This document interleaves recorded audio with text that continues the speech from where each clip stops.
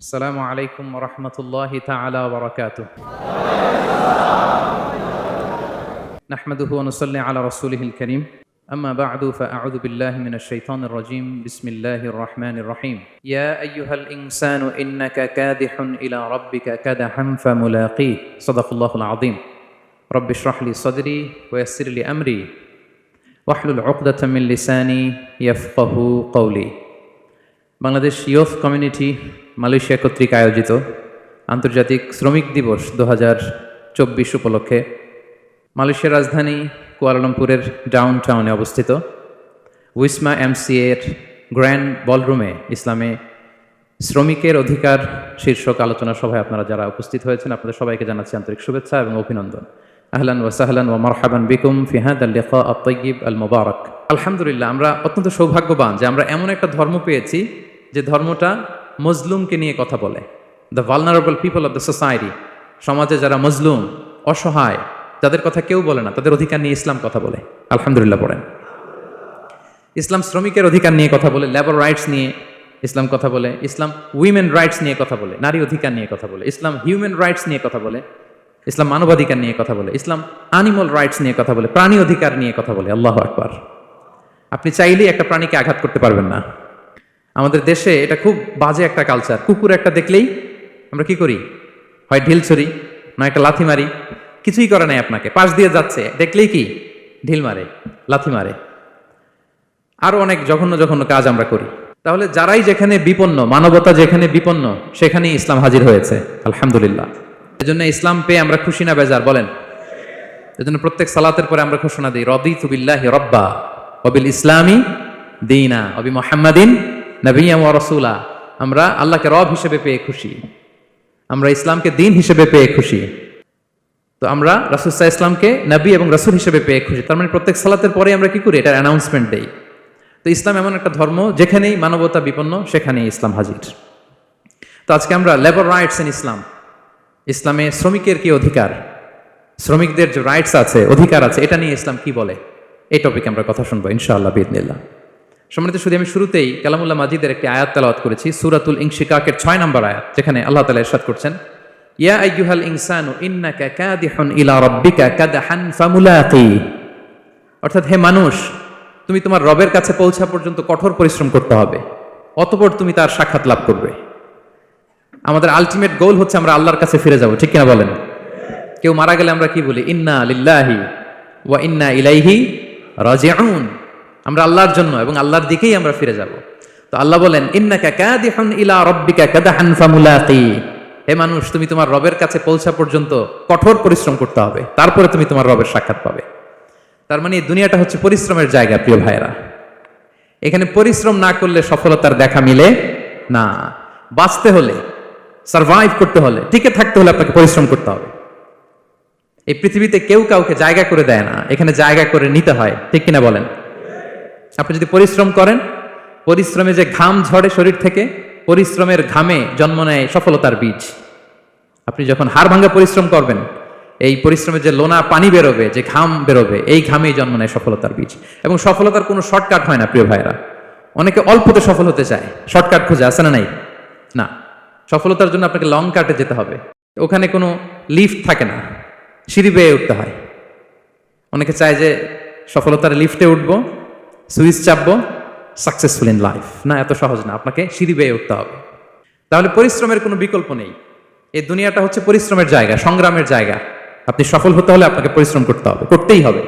আর পরিশ্রমে কোনো লজ্জা নেই। আমি বিভিন্ন আমার আলোচনায় বলি, কাজে লজ্জা নেই। কিসে লজ্জা নেই? আওয়াজ করে বলুন সবাই। কাজে লজ্জা নেই। লজ্জা হচ্ছে অলসতায়, লজ্জা হচ্ছে হাত পাতায়, লজ্জা হচ্ছে অকর্মণ্যতায়। কাজে লজ্জা আছে? লজ্জা কিসে বলেন সবাই? লজ্জা হচ্ছে অলসতায়, অকর্মণ্যতায়। যারা কাজ না করে ফুটানি মারে, ওইটাতে লজ্জা। অনেকে আছে ফুটানি মারে, আছে না নাই? কাজ করে না, শো অফ, ফুটানি।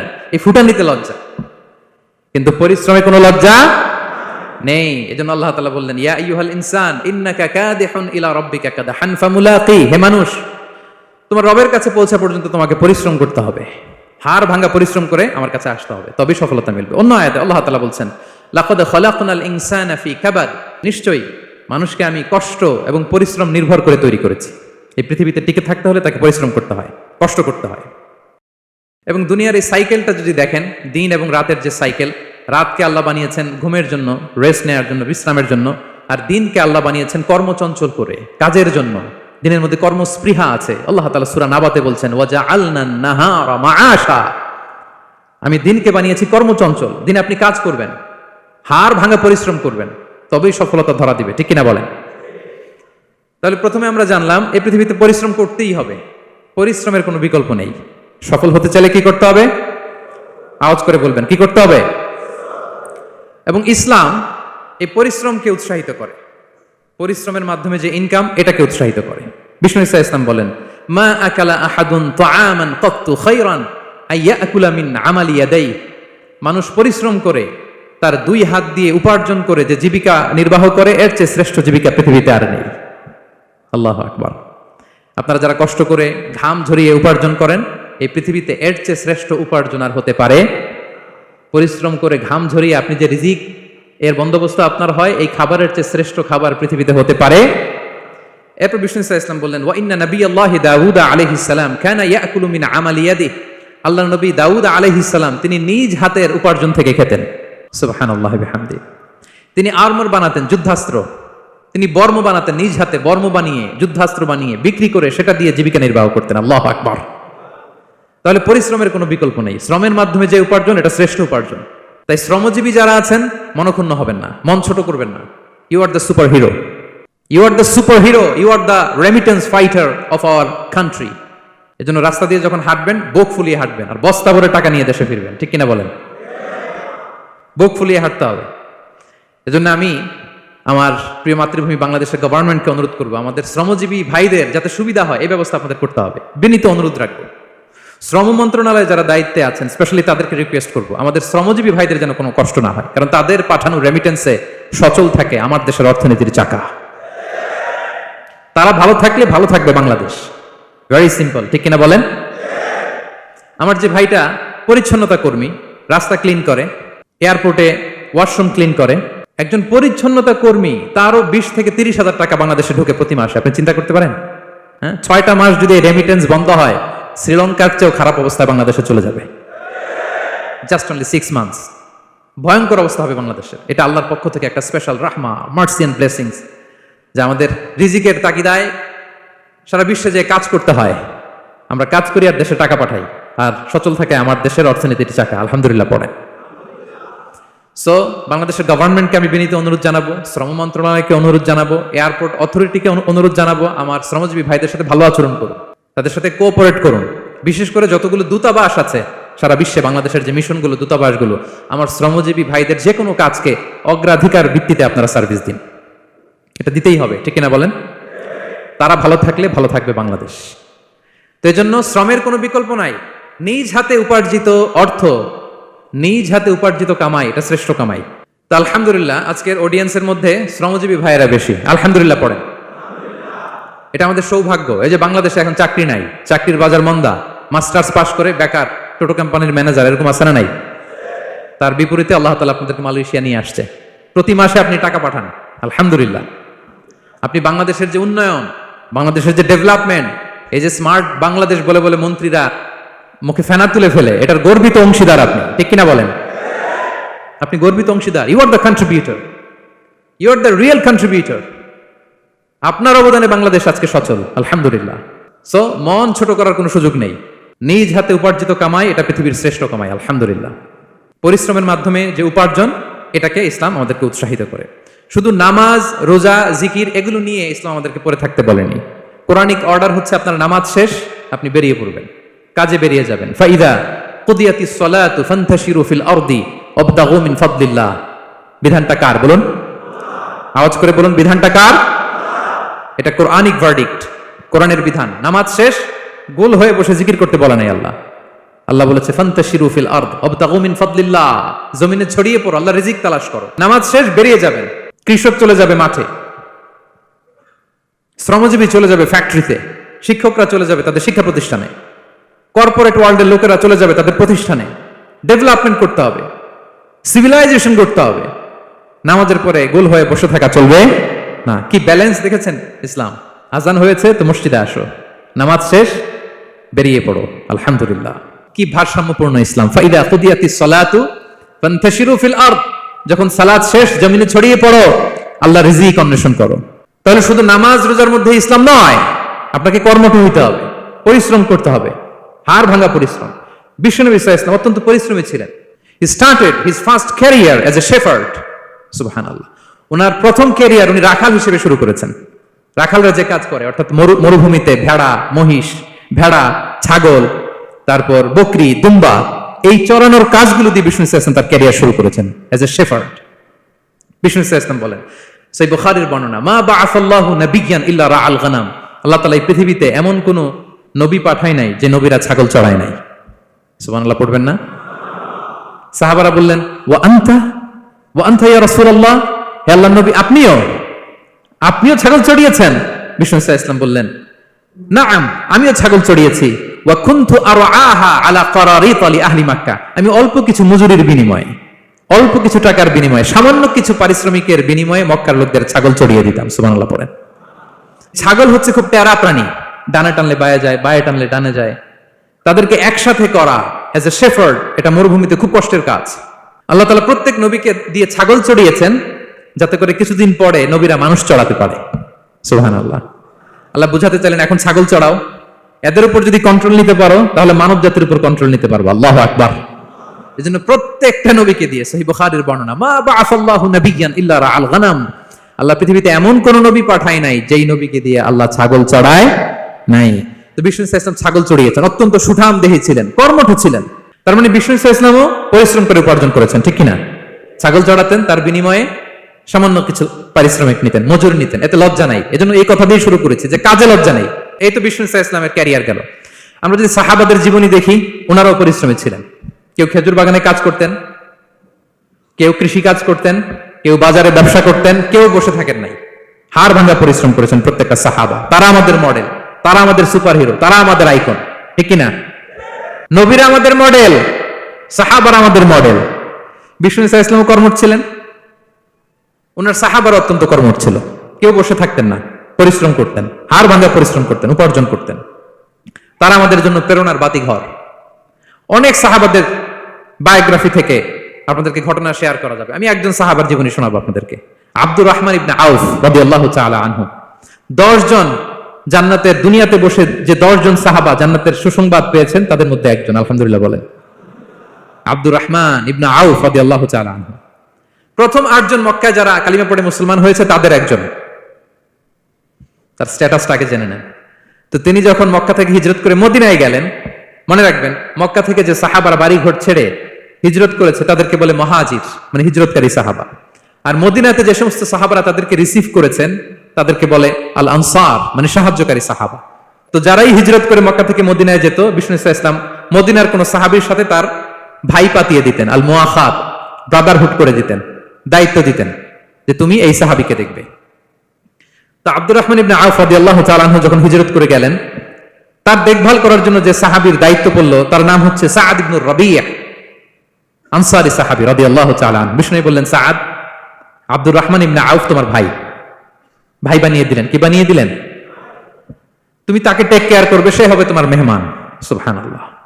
সাআদ ইবনে রাবিয়া রাদিয়াল্লাহু তাআলা আনহু তিনি আব্দুর রহমান ইবনে আউফকে ডেকে নিয়ে গেলেন, ঘরে নিয়ে গেলেন মেহমানকে, এবং বললেন, ইয়া সাআদ ইন্নী আকসারুল আনসারি মালান, হে সাআদ তুমি চিন্তা করো না, তুমি মনে করো না যে তোমার ভরণ পোষণ দিতে আমার কষ্ট হবে। আমি মদিনার সবচাইতে বড় বিজনেস ম্যাগনেট, সবচাইতে বড় বিজনেস ম্যাগনেট আমি। No tension, don't worry about it, tension নিও না। আসো, তোমার জন্য আমার কি প্রপোজাল শোনো। ফাআকসিমু লাকা নিসফা মালি, আমার যত সম্পদ আছে আমি অর্ধেক তোমারে দিয়ে দিব। সুবহানাল্লাহ। এত আসতে আপনার বাড়িতে কেউ মেহমান হলে করতে পারবেন এরকম? আল্লাহ, কেমন প্রেরণার বাতিঘর তারা। ফাআকসিমু নিসফা মালি, হে আব্দুর রহমান ইবনে আউফ, আমার অর্ধেক সম্পদ তোমারে দিয়ে দিব। এখানেই শেষ না, এরপর বলতে লাগলেন, আমার অনেকগুলো স্ত্রী আছে, তুমি কোথায় যে মেয়ে খুঁজবা, প্রস্তাব দিবা, এত ঝামেলার দরকার নাই। আমার কোন স্ত্রীকে তোমার ভালো লাগে বলো, তার যদি তোমাকে ভালো লাগে তাহলে প্রয়োজনে তাকে আমি ডিভোর্স দিয়ে দিব, তাকে নিয়ে তুমি সুখের সংসার করবা। আল্লাহু আকবার। আল্লাহু আকবার। অর্ধেক সম্পদ দিয়ে দিব, আমার একাধিক স্ত্রী আছে, কাউকে যদি তোমার পছন্দ হয় এবং সেও যদি তোমাকে পছন্দ করে, প্রয়োজনে তাকে ডিভোর্স দিব, new life, new career, just go on. আমরা এই সুযোগ পেলে কি করতাম? সাথে সাথে অর্ধেক সম্পদ নিয়ে নিতাম, ঠিক কিনা? আব্দুর রহমান ইবনে আউফ, প্রেরণার বাতিঘর, উনি কি করলেন? উনি বললেন, লা হাজাতা লি ফি যালিক। আমার ভাই, তুমি যে বলছো সাদ ইবনে রবি, তুমি যে এত চমৎকার প্রপোজাল দিয়েছো, এতেই আমি খুশি, তোমার কোনো কিছুর আমার দরকার নাই। বারাকাল্লাহু লাকা ফি আহলিকা ওয়া মালিক, আল্লাহ তোমার সম্পদেও বরকত দেখ, আল্লাহ তোমার পরিবারেও বরকত দেখ। তবে একটা কষ্ট করতে হবে, সেটা কি? আব্দুর রহমান ইবনে আউফ বললেন, দুল্লানি ইলা সুক, just show me the way to market. মদিনার বাজারটা কোথায় এটা একটু দেখা দাও। আমি নতুন মানুষ, পথঘাট চিনি না। দুল্লানি ইলা সুক, just show me the way to market of Medina. মদিনার বাজারটা কোন রাস্তা একটু দেখায় দাও। আল্লাহু আকবার। সাদ ইবনে রবি বললেন, এই তো মদিনার বাজার। উনি যে কিছু ঘি কিনলেন, পনির কিনলেন, কিনে বিক্রি করলেন, প্রফিট করলেন। ওই প্রফিট দিয়ে আরো বেশি করে কিনলেন, আবার বিক্রি করলেন, প্রফিট, আবার বিক্রি করলেন, প্রফিট। এই কেনা বেচা করতে করতে 1-2 মাসের মধ্যে উনি মদিনার one of the biggest business magnate হয়ে গেলেন। আল্লাহু আকবার। কি হাড় ভাঙা পরিশ্রমী না তারা করেছেন। একেবারে রেডি ক্যারিয়ার ছিল, গেলাম সবচেয়ে বড় বিজনেসম্যানের অর্ধেক সম্পত্তি পেয়ে গেলাম। He didn't accept the ready career, rather he made his own path with his own endeavor. নিজের চেষ্টায়, নিজের পরিশ্রমে, নিজের ঘাম ঝরিয়ে নিজের ক্যারিয়ার তৈরি করেছেন। চিল্লায় বলেন ঠিক কিনা? This is the biography of Abdur Rahman ইবনে আউফ রাদিয়াল্লাহু তাআলা আনহু। সাহাবারা কতটা পরিশ্রম করেছেন, তার মানে বিশ্বনবী পরিশ্রমী ছিলেন, সাহাবারা পরিশ্রমী ছিলেন। এবং বিষ্ণু ইসা ইসলাম পরিশ্রম করতে বলতেন সবাইকে, হাত পাততে নিষেধ করতেন, কারণ দারিদ্রতা বড্ড ভয়ঙ্কর। দারিদ্রতা যার আসে সে বুঝে। বাংলা একটা কথা আছে, অভাব যখন দরজায় এসে দাঁড়ায়, ভালোবাসা তখন, হ্যাঁ সবার মুখস্থ, দেখছেন? অভাব যখন দরজায় এসে দাঁড়ায়, ভালোবাসা তখন জানলা দিয়ে পালায়। দারিদ্রতা ঈমান কেড়ে নেয়। আপনি পার্বত্য চট্টগ্রামের অবস্থা জানেন? আমাদের বাংলাদেশের পাহাড়ি এলাকার অবস্থা জানেন? ওখানে আমাদের গরিব মুসলিম ভাইদেরকে সামান্য কিছু টাকা পয়সা দিয়ে ওদেরকে খ্রিস্টান বানিয়ে ফেলতেছে মিশনারি গুলো। এই খবর তো আমরা রাখি না। দারিদ্রতা বড্ড ভয়ঙ্কর। এজন্য বিষ্ণু ইসলাম দারিদ্রতা থেকে আল্লাহর কাছে পানাহ চাইতেন। তিনি বলতেন, আল্লাহুম্মা ইন্নী আউযু বিকা মিনাল ফাকরি ওয়াল কিল্লাতি ওয়াদ-দিল্লাহ। ও আল্লাহ, I seek refuge with you from poverty, from insufficiency and humiliation. ও আল্লাহ, আমি তোমার কাছে দারিদ্রতা থেকে পানাহ চাই। ও আল্লাহ, আমি তোমার কাছে স্বল্পতা থেকে পানাহ চাই। ও আল্লাহ, আমি তোমার কাছে লাঞ্ছনা থেকে পানাহ চাই। পড়েন আমিন। এই দোয়াটা বেশি বেশি পড়বেন। আল্লাহুম্মা ইন্নী আউযু বিকা মিনাল ফাকরি ওয়াল কিল্লাতি ওয়াদ-দিল্লাহ। হে আল্লাহ, আমি দারিদ্রতা থেকে পানাহ চাই। আল্লাহ, স্বল্পতা থেকে পানাহ চাই। আল্লাহ, লাঞ্ছনা থেকে পানাহ চাই। সবাই পড়ুন আমিন। বিষ্ণু ইসলাম যে দোয়াগুলো শিখিয়েছেন, এগুলো হচ্ছে very precise in wording but comprehensive in meaning. শব্দে খুব ছোট, কিন্তু অর্থ মানুষের হৃদয়ে এটার আবেদন অনেক ব্যাপক, অনেক বেশি। আপনি সারাদিন মিলিয়েও দোয়ার মধ্যে এত সুন্দর প্রার্থনা বাক্য তৈরি করতে পারবেন না। কিন্তু বিষ্ণু ইসলাম এক বাক্যে যেটা চেয়েছেন, গোটা দুনিয়াটা এর ভেতরে ঢুকে গিয়েছে। আল্লাহুম্মা ইন্নী আউযু বিকা মিনাল ফাকরি ওয়াল কিল্লাতি ওয়াদ-দিল্লাহ। আল্লাহ, দারিদ্রতা থেকে পানাহ চাই। বিষ্ণু ইসলাম নিজে স্বয়ং দারিদ্রতা থেকে পানাহ চাইতেন। তাহলে দারিদ্রতার সাথে আমাদের কোনো সম্পর্ক? আমরা পরিশ্রম করব, আমরা কাজ করে খাবো, কাজে কোনো লজ্জা নেই, লজ্জা অলসতায়। চিল্লায় বলেন ঠিক কিনা? এবং বিষ্ণু ইসলামের কাছে কেউ যদি হাত পাততো, যদি দেখতেন তার কাজ করার যোগ্যতা আছে, বিষ্ণু ইসলাম ভিক্ষা দিতেন না, কাজে উৎসাহিত করতেন, ভিক্ষাবৃত্তিকে অনুৎসাহিত করতেন। এক যুবক এসে হাত পাতলো, বিষ্ণু ইসলাম আমার কিছু দেন। নই বললেন, তুমি তো শক্ত সামর্থ্য মানুষ, বাসায় কি আছে বলো? সে বলে, আমার বাড়িতে একটা পানি খাওয়ার জগ আছে আর একটা চাদর আছে। বিষ্ণু ইসলাম বললেন, নিয়ে আস। সে নিয়ে আস। এবার বিষ্ণু ইসলাম চাদর আর জগ দুইটা নিয়ে সাহাবাদেরকে বললেন, মাইয়াশতারি হাযাইন, কে কিনবে? অকশন চিনেন? অকশন, অকশনে কি করে? নিলামে দাম তোলে না? রাসূল সাল্লাল্লাহু আলাইহি ওয়াসাল্লাম তার চাদর আর জগটা নিলামে তুললেন। এই কে কিনবে? মাইয়াশতারি হাযাইন, মাইয়াশতারি হাযাইন। একজন বলল, ফাকালা রাজুল আনা আখিযুহুমা বিদিরহাম, ইয়া রাসূলুল্লাহ, আমি 1 দিরহামে কিনবো। কয় দিরহাম? বিষ্ণু বললেন, 1 দিরহাম, 1 দিরহাম, 1 দিরহাম। মানে এর চেয়ে কেউ বাড়াবে কিনা? মাইয়াজিদু আলা যালিক, এর চেয়ে বাড়ায় দিবা কে? আরেক সাহাবী বলল, ইয়া রাসূলুল্লাহ, আমি 2 দিরহামে কিনবো। 2 দিরহাম, 2 দিরহাম, 2 দিরহাম, আর বাড়ে না। বিষ্ণু ইসলাম তার কাছে 2 দিরহাম দিয়ে বিক্রি করে দিলেন। 2 দিরহাম নিয়ে যুবককে বললেন, নাও, এই 1 দিরহাম দিয়ে কিছু খাবার কিনে তোমার ফ্যামিলিকে দিয়ে আস। আরেক দিরহাম দিয়ে একটা কুঠার কিনে নিয়ে আস। তো যুবক কুঠার কিনে আনলো। ফাওয়াদা লাহু আর-রাসূল সাল্লাল্লাহু আলাইহি ওয়াসাল্লাম ইয়াদান, রাসূল সাল্লাল্লাহু আলাইহি ওয়াসাল্লাম নিজ হাতে ওই কুঠারের একটা হাতল লাগাই দিলেন কাঠের। কারণ শুধু কুঠার দিয়ে তো হবে না, একটা হাতল থাকতে হবে না? বিষ্ণু ইসলাম ওনার মোবারক হাতে, বরকতময় হাতে ওই কুঠারে একটা হাতল লাগাই দিলেন। এবার বললেন যাও, 1 দিরহাম দিয়ে কুঠার, আরেক দিরহাম দিয়ে খাবার কিনে আনো। এই কুঠার দিয়ে জঙ্গলে যে কাঠ কেটে লাকড়ি বেচে জীবিকা নির্বাহ করো। সামনের 15 দিন আমার সামনে যেন তোমার ঘুরঘুর করতে না দেখি। এ বেচারা গেল, 1 দিরহাম দিয়ে ফ্যামিলিতে খাবার দিল, আর লাকড়ি নিয়ে কাঠ কাটতে না কাটতে কয়েকদিনের ব্যবধানে ও 10 দিরহাম কামাই ফেলছে। আস্তে আস্তে আস্তে আস্তে সে স্বাবলম্বী হয়ে গেল। এরপর একবার বিষ্ণু ইসলামের কাছে আসছে। বিষ্ণু ইসলাম তারে বলে, মানুষের কাছে হাত পাতার চেয়ে, দুয়ারে দুয়ারে ভিক্ষা করার চেয়ে তোমার মতো এরকম কাঠ কেটে, জঙ্গলে কাঠ কেটে বাজারে বিক্রি করা অনেক ভালো। আল্লাহু আকবার। এই হচ্ছে বিষ্ণু ইসলামের ক্যারেক্টারিস্টিক্স। তিনি ভিক্ষাবৃত্তিকে অনুৎসাহিত করতেন। এই যে গল্পটা, what is the moral of the story, কি শিখলাম? 1 নম্বর যেটা শিখলাম, তিনি কাজ করে খেতে উৎসাহিত করেছেন। চাইলেই বিষ্ণু ইসলাম ওই 2টা জিনিস বিক্রি করে 2 দিরহাম দিয়ে বলতে পারতেন যাও 2 দিরহাম দিয়ে খাবার কিনো। ওই বেলা খেয়ে রাতের বেলা আরেক দুয়ারে যে ভিক্ষা করতো, ঠিক কিনা বলেন? কথা বুঝতেছেন? 2 দিরহাম দিয়ে যদি খাবার কিনতো তো দুপুরে খেয়ে রাতে কি করতো? আবার হাত পাততো। সেটা করে নাই, কাজ করে খেতে উৎসাহিত করেছেন এবং স্থায়ী সমাধান করে দিয়েছেন। কারণ কাজ কাজই, কাজে কোনো ছোট বড় নাই। আছে? কাজে কোনো ছোট বড় আছে না। তাহলে ইসলাম আমাদেরকে পরিশ্রমী হতে শেখায়, কর্মমুখী হতে শেখায়।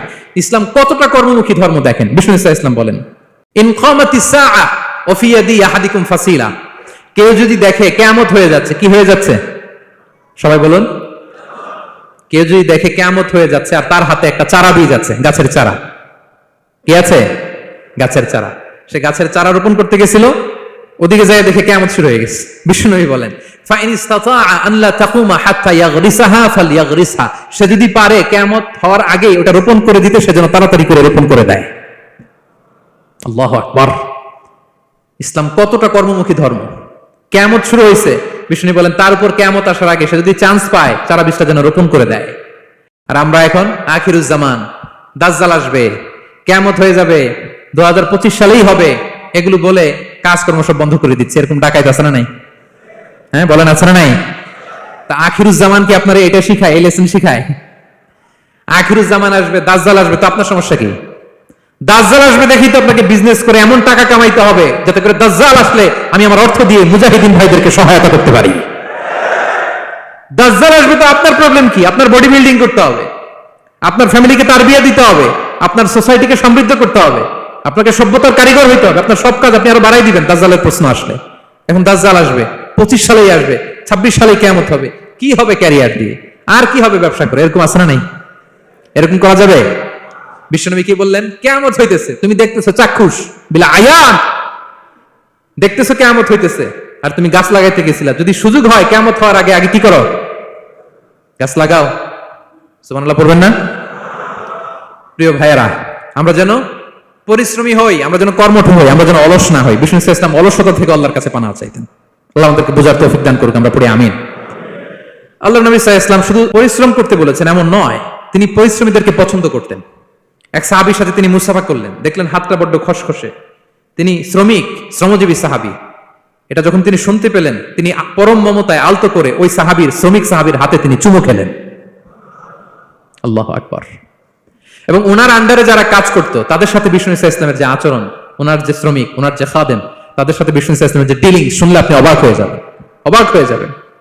আপনি কারো ব্যাপারে যদি রিয়েল ইনফরমেশন চান, আপনি কয়েকটা জায়গায় নক করতে হবে। 1 নাম্বার, ধরেন যে একজন বড় সাহেব, তার আসল তথ্য যদি চান তার বউকে জিজ্ঞেস করেন। কারে জিজ্ঞেস করবেন?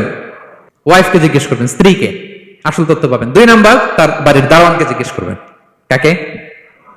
3 নাম্বার, তার ঘরের কাজের বুয়া, সব জানে উনি, ওই কাজের বুয়া থেকে রিপোর্ট নেবেন, ঘরে যে কাজ করে। 4 নাম্বার, তার ড্রাইভার, দারোয়ান, কাজের বুয়া, ওয়াইফ, এদের কাছ থেকে যদি আপনি জিজ্ঞেস করেন, ফলের বিড়াল বেরিয়ে আসবে। ঠিক কিনা বলেন?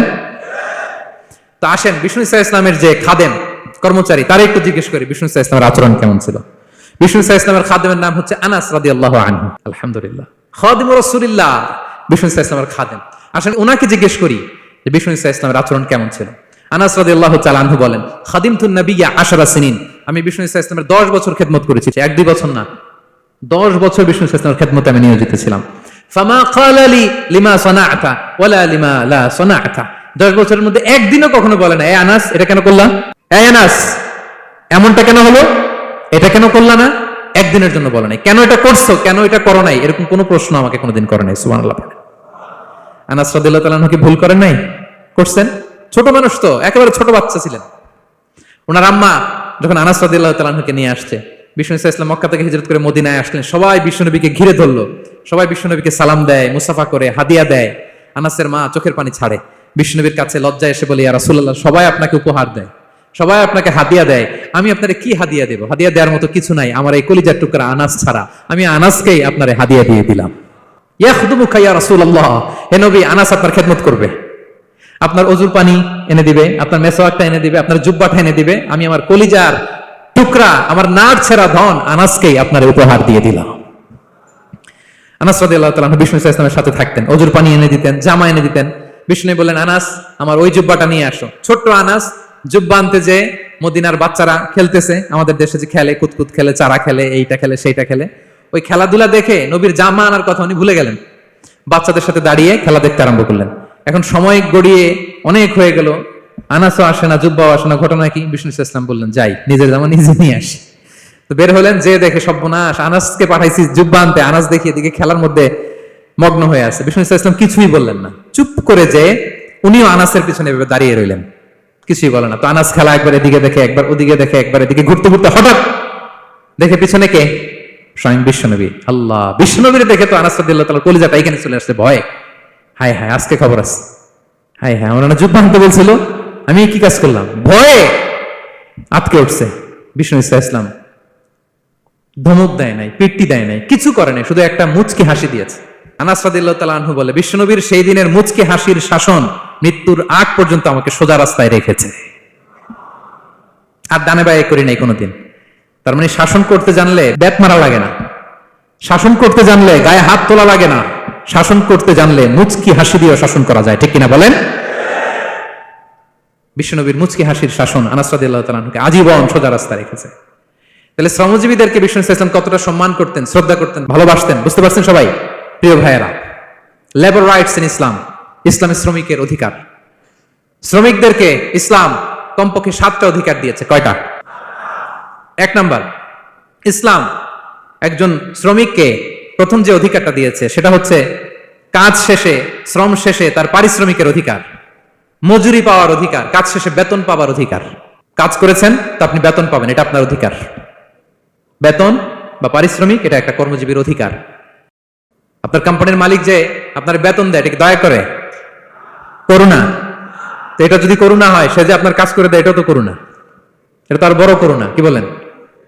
আপনি যে স্যালারি পে করেন, এটা যদি করুণা হয়, সে যে পরিশ্রম করে, সে তো আর বড় করুণা করে আপনারে, তার কারণে তো আপনার কোম্পানি টিকে আছে, ঠিক কিনা বলেন? তাহলে এটা করুণা নয়, এটা শ্রমিকের অধিকার। এবং বিশ্বনবী সাল্লাল্লাহু আলাইহি ওয়াসাল্লামের সেই ঐতিহাসিক বাণী, তিনি বলেছেন, আতুল আজীরা আজরাহু ক্বাবলা আন ইয়াজিফা আরাকু, ঘাম শুকিয়ে যাওয়ার আগে শ্রমিককে তার পারিশ্রমিক বুঝিয়ে দাও। সুবহানাল্লাহ, বিশ্বনবীর ঐতিহাসিক বাণী। এখন জাতিসংঘ আমাদেরকে শিখায় যে শ্রমিকের মজুরি দিতে হবে, অন টাইমে দিতে হবে, স্যালারি দিতে হবে, এই করতে হবে, সেই করতে হবে।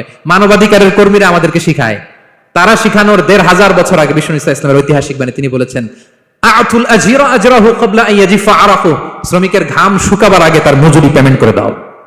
সুবহানাল্লাহ ওয়া বিহামদিহি। ঘাম শুকিয়ে যাওয়ার আগে, মানে অন টাইম, দ্রুততম সময়ে শ্রমিককে তার মজুরি দিয়ে দাও, তার বেতন দিয়ে দাও। যারা শ্রমিককে তার পারিশ্রমিক অন টাইমে দেয় না, স্যালারি অন টাইমে পে করে না, টালবাহানা করে, গরিমসি করে, তাদের ব্যাপারে বিষ্ণু সাল্লাল্লাহু আলাইহি ওয়াসাল্লাম কি বলেন? বিষ্ণু বলেন, 3 শ্রেণীর ব্যক্তি, সালাসাতুন আনা খাসমুহুম ইয়াউমাল কিয়ামা, 3 শ্রেণীর ব্যক্তির বিরুদ্ধে আমি বিশ্বনবী কিয়ামতের দিন আল্লাহর কাঠগড়ায় মামলা দায়ের করব। আমি বিশ্বনবী 3 শ্রেণীর ব্যক্তির বিরুদ্ধে আমি বিশ্বনবী আল্লাহর সুপ্রিম কোর্টের কাঠগড়ায় মামলা দায়ের করব। এর মধ্যে 1 শ্রেণীর ব্যক্তি হচ্ছে রাজুলুন ইস্তাজারা আজীরান ফাস্তাওফা মিনহু ওয়া লাম ইউতিহি আজরা, কোন ব্যক্তি যে শ্রমিক নিয়োগ দেওয়ার পরে তার কাছ থেকে কাজ বুঝিয়ে নিয়েছে কিন্তু তাকে তার প্রাপ্য বুঝিয়ে দেয়নি। এরকম ডাকাত আমাদের সমাজে আছে না নাই? কাজ ঠিকই বুঝে নিচ্ছে কিন্তু তার প্রাপ্যটা বুঝিয়ে দেয়। বিশ্বনবী বলেন, তার বিরুদ্ধে আমি মামলা দায়ের করব। প্রিয় ভাইরা, বুঝে থাকলে উত্তর দেন। বিশ্বনবী যার বিরুদ্ধে মামলা দায়ের করবে তার জান্নাত তো একেবারে ডাইরেক্ট, তাই না? হ্যাঁ, সুন্দর বলছে একজন, তার কোনো জামিন নাই, ঠিক কিনা বলেন? বিশ্বনবী যার বিরুদ্ধে মামলা দায়ের করেছে তার জান্নাতে যাওয়া তো দূর কি বাত, সে জান্নাতের ঘ্রাণও তার নাকে ঢুকবে না। চিল্লায় বলেন ঠিক কিনা? এই জন্য খবরদার, শ্রমিককে তার শ্রম নেওয়ার পরে তার পারিশ্রমিক দিয়ে দেন, তার ঘাম শুকিয়ে যাওয়ার আগে, মানে অন টাইম। এটা নিয়ে কোনো টালবাহানা করা যাবে, তা নাহলে বিশ্বনবী তার বিরুদ্ধে মামলা দায়ের করবে। তার মানে 1 নম্বর অধিকার বুঝে পাইছেন? আপনি যে কাজ করেন, কাজের বিনিময়ে যে পারিশ্রমিক পান, যে স্যালারি পান, এটা আপনার অধিকার। এটা করুণা নয়, এটা অনুকম্প নয়, এটা কোনো দয়া নয়, ইটস ইউর রাইট। এটা আপনার অধিকার। আওয়াজ করে বলুন তো গলা ফুলিয়ে, এটা আপনার কি? 2 নম্বর, একটা শ্রমিককে ইসলাম যে অধিকার দেয় সেটা হচ্ছে চুক্তি মাফিক সকল সুযোগ সুবিধা প্রাপ্তির অধিকার। অর্থাৎ একজন এমপ্লয়ার যখন তার এমপ্লয়িকে নিয়োগ করে, একটা এমপ্লয়মেন্ট কন্ট্রাক্ট থাকে না? এমপ্লয়মেন্ট কন্ট্রাক্ট বুঝেন তো? একটা চুক্তিপত্র থাকে, এখানে ফিক্স করা থাকে ওয়ার্কিং আওয়ার্স, কয় ঘন্টা আপনি কাজ করবেন, আপনার জব স্পেসিফিকেশন, কি করবেন কি করবেন না, আপনার স্যালারির ব্যাপারে থাকে, কত স্যালারি দিবে, কখন দিবে, আবার আপনি ওভার টাইম করলে এক্সট্রা পে করবে, আপনি রেগুলার কাজ করলে ঘন্টায় per hour 20 ringgit, overtime করলে 40 রিঙ্গিট।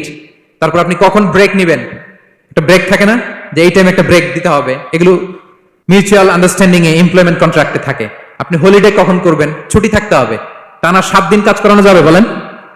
না, আন্তর্জাতিক ভাবে এটা নিষিদ্ধ। টানা 7 দিন কোনো কাজ নাই, একদিন তার হলিডে থাকতে হবে, তার অ্যানুয়াল লিভ থাকতে হবে। Right to rest and leisure, বিশ্রামের একটা সময় লাগবে। এই যে 1 মে আন্তর্জাতিক শ্রমিক দিবস, এটা শুরু হয়েছে কিভাবে?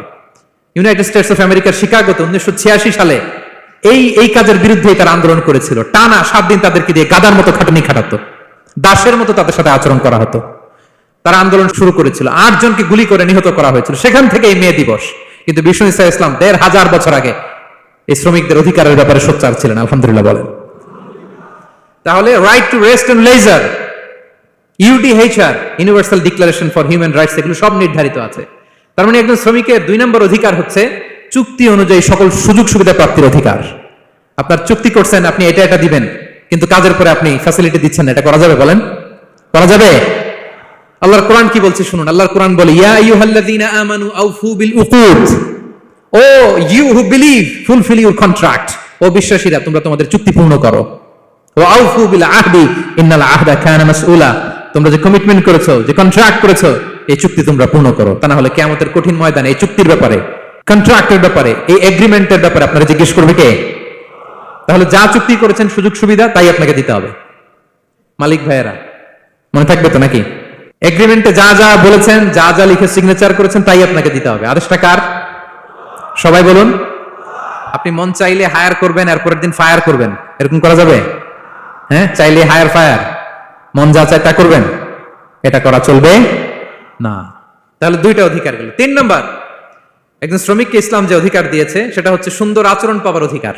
তিনি আপনার ফ্যাক্টরির ওয়ার্কার, আপনার স্টাফ, এজন্য যা মনে চায় তা আচরণ করবেন, দাসের মতো আচরণ করবেন। এটা করা যাবে? আওয়াজ করে বলেন, করা যাবে? বিষ্ণু ইসলাম ইন্তেকালের আগে পুরা উম্মাহকে 2টা বিষয় ওসিয়ত করেছেন। আওয়াজ করে বলুন তো কয়টা? 1 নম্বর হচ্ছে নামাজ। 1 নম্বর কি? আসসালাত। আসসালাত, রূহ বের হওয়ার আগে, ইন্তেকালের আগে বিষ্ণু বলেন আসসালাত, আসসালাত, নামাজ, নামাজ। উম্মতেরা নামাজের ব্যাপারে সতর্ক হও। 2 নম্বর তিনি বলেছেন ওয়ামা মালাকাত আইমানুকুম, তোমাদের অধীনস্থ যারা আছে তাদের ব্যাপারে সচেষ্ট হও, তাদের প্রতি সদয় হও, তাদের সাথে খারাপ আচরণ করো না। এটা কখন বলছেন? জুমার খুতবার সময়, সাহাবীদের সাথে গল্প করার সময়, বিবিদের সাথে আলোচনার সময়। কখন? Just right before his death, এখনই রূহ বেরোবে, ইন্তেকালের আগে তিনি বলেছেন উম্মতেরা আসসালাত, নামাজ, উম্মতেরা ওমা মালাকাত আইমানুকুম, তোমাদের কর্মচারীদের সাথে খারাপ আচরণ করো না। তাহলে 3 নম্বর হচ্ছে শ্রমিকদের সুন্দর আচরণ পাবার অধিকার, তাদের সাথে খারাপ আচরণ করা যাবে না। বিশ্ব ইসলাম শ্রমিকদের রাইটস, অধিকারের ব্যাপারে এতটা সোচ্চার ছিলেন, বিদায় হজের মতো, বিদায় হজের যে বাণী, যে ভাষণ, এই ঐতিহাসিক ভাষণেও বাদ যায়নি শ্রমজীবীদের কথা। সুবহানাল্লাহ পড়েন। বিদায় হজের ভাষণে বিষ্ণু বলেছেন আরিকাকুম, আরিকাকুম আতইমুহুম মিম্মা তাকুলুন ওয়াকসুহুম মিম্মা তালবাসুন। খবরদার ও আমার উম্মতেরা, এই ভাষণের পরে আর বড় কোনো ভাষণ আমার পক্ষ থেকে তোমরা পাবে না। তোমাদের কর্মজীবী, তোমাদের শ্রমিক, তোমাদের ওয়ার্কার, তোমাদের স্টাফদের ব্যাপারে সাবধান থাকো। তোমরা যা খাবে তাদেরও তা খাওয়াবে, তোমরা যা পড়বে তাদেরও তা পড়তে দিবে, তাদের প্রতি তোমরা সদয় হবে। বিদায় হজের বাণী তো বিষ্ণু ইসলাম আপনাদের কথা ভুলে নাই। আলহামদুলিল্লাহ পড়েন। কি রহমতের নবী ছিলেন, কি মায়ার নবী ছিলেন, শ্রমজীবীদেরকে বিষ্ণু ইসলাম এতটা ভালোবাসতেন। তাহলে 3 নম্বর যে অধিকার ইসলাম একজন শ্রমিককে দেয় সেটা হচ্ছে সুন্দর আচরণ পাওয়ার অধিকার। দেখবেন যে মালিক বা যে এমপ্লয়ার ভালো আচরণ করে, সব শ্রমিকরা তাকে ভালোবাসে, তার জন্য দোয়া করে। আপনি মালিক হয়ে অসুস্থ, দেখবেন আপনার ওয়ার্কার গুলো জায়নামাজ বিছিয়ে সেজদায় পরে আপনার জন্য কাঁদে, এরকম আছে না নাই? মালিক হলে তো এরকম মালিক হইতে হবে, এমপ্লয়ার হলে তো এরকম হওয়া চাই, ঠিক কিনা বলেন? তাহলে আমরা শ্রমজীবীদের সাথে ভালো আচরণ করবো, পারা যাবে তো ইনশাআল্লাহ? ইনশাআল্লাহ। 4 নাম্বার, কর্মক্ষেত্রে নিরাপত্তার অধিকার। শ্রমজীবী ভাইদের যে ওয়ার্ক প্লেস আছে সেখানে তাদের নিরাপত্তা থাকতে হবে, সেফটি মেজারমেন্ট থাকতে হবে। অনেক জায়গায় দেখি আয়রন ফ্যাক্টরিগুলোতে যারা কাজ করে, আল্লাহু আকবার, আপনারা ভিডিও ক্লিপসে দেখবেন যে কি ভয়ঙ্কর সেখানকার অবস্থা। ডিহাইড্রেশন, এক একজন অসুস্থ হয়ে যায়, তাদের পর্যাপ্ত পানির ব্যবস্থা নাই, এটা নাই সেটা নাই। এমন এমন ফ্যাক্টরিতে আমাদের অনেক ভাইরা কাজ করে, কেমিক্যাল ফ্যাক্টরি, মাস্কও নাই। এরকম ডাকাইত আছে না নাই?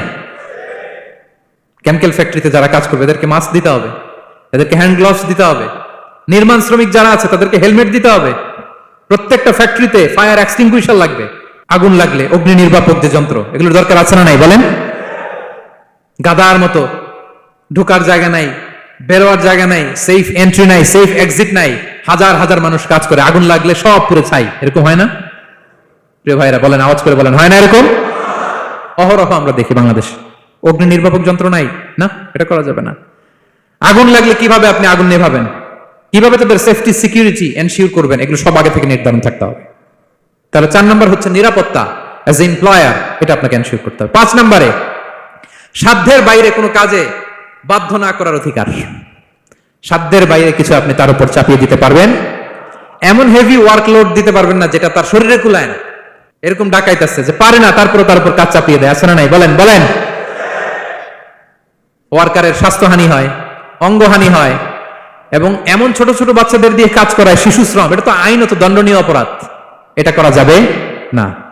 এগ্রিমেন্টে, চুক্তিতে আপনি যা করাবেন, যেভাবে করাবেন, যা চান সার্ভিস, ওইটাই করাইতে হবে। এবং আল্লাহর বিধান এটা, লা ইউকাল্লিফুল্লাহু নাফসান ইল্লা উসআহা, আল্লাহ সাধ্যের বাইরে বান্দার উপরও কোনো কিছু চাপিয়ে দেয় না। এটা samely applicable to the worker. Bishnu Islam বলেন, ওয়ালা ইউকাল্লাফু মিনাল আমালি ইল্লা মা ইউতিক, সাধ্যের বাইরে কোন ওয়ার্কারকে অতিরিক্ত কোনো কাজ চাপিয়ে দেয়া যাবে না। ফাইন কাল্লাফাহু, যদি তাকে সাধ্যের বাইরে কোনো কাজ চাপিয়ে দিতে হয়, মা ইয়াগলিবুহু, যেটা তার জন্য কষ্ট হয়ে যায়, ফাল ইউইনহু আলাই, এই কাজে তাকে সাহায্য করতে হবে। মালিক হয়ে আপনার হাত লাগাতে হবে, অথবা এক্সট্রা ম্যান পাওয়ার নিতে হবে, ওয়ার্ক ফোর্স নিতে হবে। সুবহানাল্লাহ পড়েন। বিশ্বনবী মনে হচ্ছে যেন বর্তমান যে এই যে হাজার হাজার ফ্যাক্টরি, এই কলকারখানা, এই ওয়ার্কারদের দুর্দশাগুলো দেখে দেখে পয়েন্টে পয়েন্টে ধরে ধরে কথা বলেছেন। আল্লাহু আকবার। যদি সাধ্যের বাইরে কিছু চাপিয়ে দিতে হয় তাহলে তাকে সহায়তা করতে হবে। 5 নাম্বার শ্রমিকের অধিকার হচ্ছে সাধ্যের বাইরে কোনো কাজে বাধ্য না করার অধিকার। আপনি বাধ্য করতে পারবেন না। কটা গেল?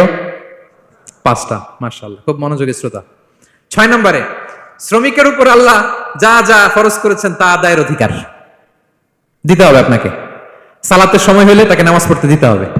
নন মুসলিম হলে এটা ভিন্ন ইস্যু, তখন আপনি চেষ্টা করবেন একটা মুসলিম কোম্পানিতে যাওয়ার, মুসলিম মালিকের আন্ডারে যাওয়ার, অথবা তাদেরকে সবাই মিলে অ্যাপ্লিকেশন করে বুঝাবেন যে সামান্য ফরজ নামাজটুকু পড়ার অনুমতি, পারমিশন আমরা চাই। কিন্তু কোন মুসলিম এমপ্লয়ার নামাজের জন্য বাধা দিতে পারবে না।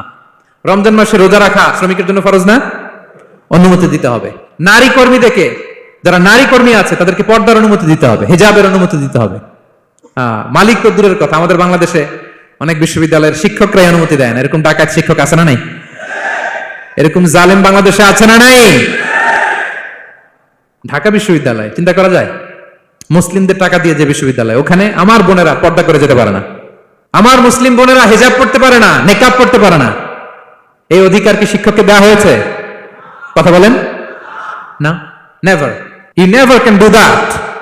একটা রেগুলার ড্রেস কোড থাকবে, এটা সবাই মানবে। এটার উপর দিয়ে সে চাদর পরবে না, ওড়না পরবে না, হিজাব পরবে না, ব্লেজার পরবে, এটা নিয়ে নাক গলানোর ক্ষমতা কোনো শিক্ষকের নাই। চিল্লায় বলেন ঠিক কিনা? তাহলে আপনার কর্মস্থলে মুসলিম নারীরা যদি কাজ করে, নারী কর্মীদের জন্য পর্দার ব্যবস্থা করতে হবে, ঠিক কিনা বলেন? হালাল ফুড খাওয়ার ব্যবস্থা থাকতে হবে। ওয়াইন খাওয়ানো যাবে না, ড্রিঙ্কস করানো যাবে না, পর খাওয়ানো যাবে না, ঠিক কিনা বলেন? আপনার কোম্পানিতে আপনার শ্রমিককে দাড়ি রাখতে চাইলে দাড়ি রাখার অনুমতি দিতে হবে, ঠিক কিনা বলেন? দাড়ি রাখা ওয়াজিব। দাড়ি রাখা কি? কোন মতে সুন্নাতে মুআক্কাদা, যেটাই আমরা বলি, একজন মুসলিমের জন্য এটা আবশ্যক। দাড়ি রাখতে বাধা দেয়া যাবে? আমাদের বাংলাদেশে দেয়? হ্যাঁ, কোন কোম্পানি দেয়? কোন কোম্পানি দেয় বলেন? হ্যাঁ, আরম। এই পাওয়া গেছে আরম। কিছুদিন আগে দাড়ি রাখবে বলে এক ছেলেকে কর্মচ্যুত করেছে। এরকম আছে না নাই? করা যাবে? করা যাবে বলেন? না, দাড়ি রাখার অনুমতি দিতে হবে, নারীদেরকে হেজাব করার অনুমতি দিতে হবে। এটা অধিকার, এটা অধিকার। শ্রমিকের উপর আল্লাহ তাআলা যা যা ফরজ করেছে এটা আদায়ের অধিকার তাকে দিতে হবে। আলহামদুলিল্লাহ বলেন। 7 নাম্বার, সর্বশেষ, সামাজিক নিরাপত্তা লাভের অধিকার, সোশ্যাল সিকিউরিটি। শ্রমিকের পুঁজি হচ্ছে তার শ্রম, তার জীবন যৌবন সব দিয়ে আপনার ফ্যাক্টরিতে একেবারে শীর্ষে নিয়ে গেল, শেষ জীবনে আপনি মালিক তারে ভুলে গেলেন, এরকম আছে না নাই?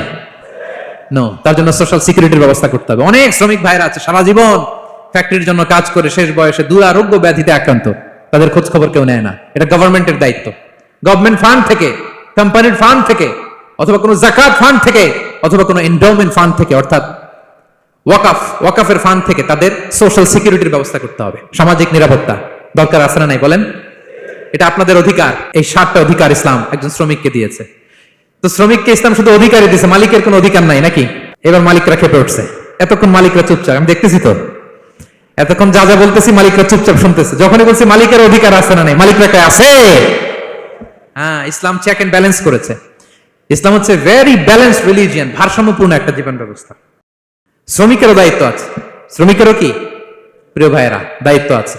বিষ্ণু ইসলাম বলেন, সালাসাতুন লাহুম আজরান, 3 শ্রেণীর ব্যক্তি আছে যাদেরকে আল্লাহ যে কোনো কাজ করলে ডাবল রিওয়ার্ড দিবে, ডাবল।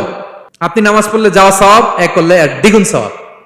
এর মধ্যে এক শ্রেণীর হচ্ছে ওয়ালা আবদুল মামলুক ইদা আদ্দা হাক্কাল্লাহ ওয়া হাক্কা মাওয়ালি, ওই দাস যে তার আল্লাহর ইবাদত করে, আল্লাহর হক পালন করে আর তার মনিবের হক পালন করে। এখানে দাস বলতে শুধু আগের সময়ের দাসই নয়, বর্তমান সময়ের যারা কর্মজীবী তারাও। কোন কর্মজীবী সে যদি আল্লাহর বিধান, আল্লাহর হক আদায় করে, পাশাপাশি যার আন্ডারে সে কাজ করে তার হক আদায় করে, বিষ্ণু ইসলাম বলেন সব কাজে তার প্রতিদান হবে ডবল ডবল। করেন আল্লাহু আকবার। তাহলে শ্রমিকের দায়িত্ব হচ্ছে কোম্পানিকে যে সার্ভিস তার দেওয়া এটা পূর্ণাঙ্গ রূপে দিতে হবে।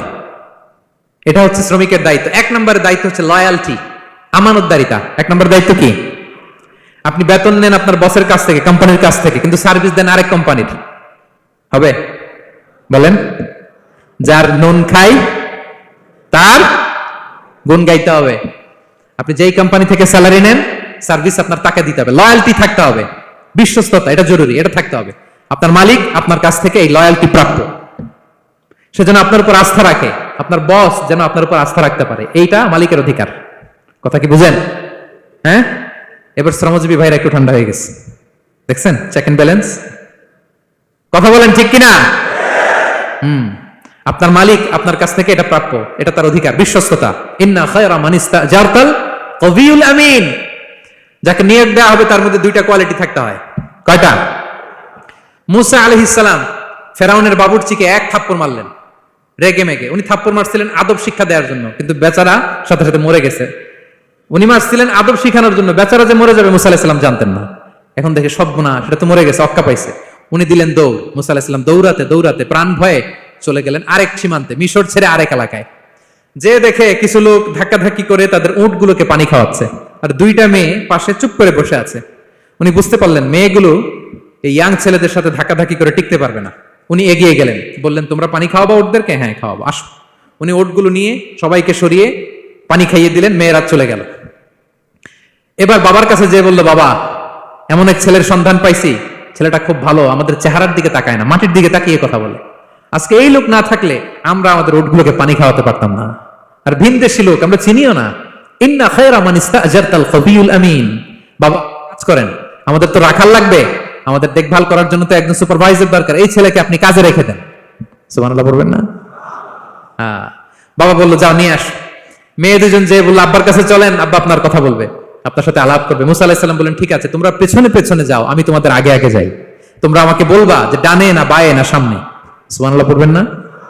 কি চরিত্র, কি চরিত্র ছিল যাতে করে তাদের দিকে তাকানো না লাগে, মুসা আলাইহিস সালামের নজর যেন তাদের দিকে না পড়ে। মুসা আলাইহিস সালাম বললেন আমি আগে যাই, তোমরা পিছন থেকে বলো ডানে না বায়ে, কোন গলি, কোথায় যাবো। আল্লাহু আকবার। তো যাওয়ার পরে মুসা আলাইহিস সালামের সততা, এই বিশ্বস্ততা আর স্ট্রেংথ, শক্তি দেখে ওনাকে কাজে রেখে দিলেন মেয়ে 2টার বাবা। সুবহানাল্লাহ বলেন।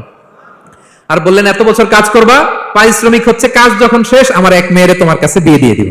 আল্লাহু আকবার। ওনারও থাকার জায়গা নাই, আশ্রয়ের কোনো বন্দোবস্ত নাই, আল্লাহ ব্যবস্থা করে দিলেন। আলহামদুলিল্লাহ পড়েন। তাহলে বিশ্বস্ত হইতে হবে। বিশ্বস্ত যেই তার রুজির ব্যবস্থা করে দেয় কে? এই যে মুসা আলাইহিস সালাম ফেরাউনের বাবুর্চিকে থাপ্পড় মেরে চলে গেলেন, পরিচিত কেউ নাই, রিজিকের বন্দোবস্ত নাই, কিন্তু বিশ্বস্ততার কারণে আল্লাহ তাআলা রিজিকের ব্যবস্থা করে দিলেন। তাহলে 1 নাম্বার মালিকের অধিকার হচ্ছে লয়ালটি, শ্রমিকদের বিশ্বস্ত হইতে হবে। আপনার পক্ষ থেকে বিশ্বস্ততা, এটা মালিকের প্রাপ্য। কথা বুঝতে পেরেছেন প্রিয় ভাইরা আমার? 2 নম্বর, চুক্তি অনুযায়ী শ্রম দেওয়া, এটা একজন শ্রমিকের দায়িত্ব। আপনার দায়িত্ব হচ্ছে 8 ঘন্টা কাজ করবেন, আপনি 6 ঘন্টা করেন আর 2 ঘন্টা এটা নিয়ে ইউটিউব, টিকটক, আচ্ছা হ্যাঁ, এটা করা যাবে? 8 ঘন্টার যদি চুক্তি হয় আর আপনি যদি প্রতিদিন 6 ঘন্টা কাজ করেন, আপনি যে পারিশ্রমিক পাবেন এটা হালাল হবে? বলেন বলেন, আওয়াজ করে সবাই বলুন না, হালাল হবে না। আপনার চুক্তি অনুযায়ী আপনাকে শ্রম দিতে হবে, এবং এই চুক্তি অনুযায়ী শ্রম পাওয়াটা একজন মালিকের অধিকার। একজন মালিকের 3 নম্বর অধিকার হচ্ছে to work in a best manner possible. আপনার সাধ্যের সবটুকু উজাড় করে দিয়ে কোম্পানির জন্য কাজ করতে হবে।